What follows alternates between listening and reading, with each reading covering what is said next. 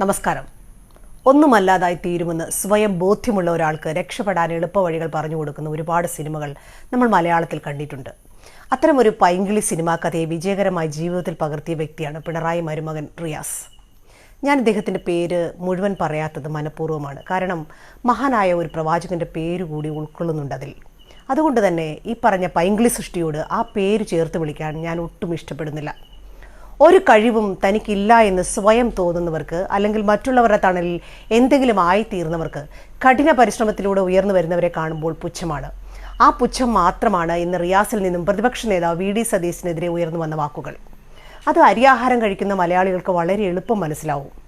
4 ആളെ മുന്നിൽ നിർത്തി പ്രസംഗിക്കാൻ അറിയാത്ത റിയാസ്, 4 ആളെ പിന്നിൽ നിർത്തി മുദ്രാവാക്യം വിളിക്കാൻ അറിയാത്ത റിയാസ്, ഇങ്ങനെയൊക്കെയാണ് താങ്കളെക്കുറിച്ച് പൊതുവെയുള്ള ജനസംസാരം.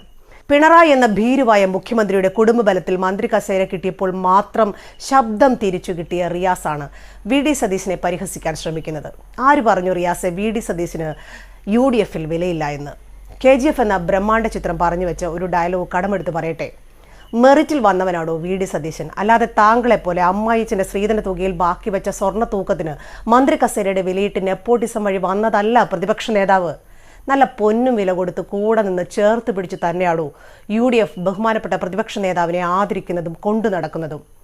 അമ്മായിയച്ഛൻ മന്ത്രിക്കുപ്പായം ഊരി വീട്ടിൽ വിശ്രമിക്കാൻ തുടങ്ങിയാൽ തീരുന്നതേ ഉള്ളൂ താങ്കളുടെ ഈ നെകളിപ്പ്.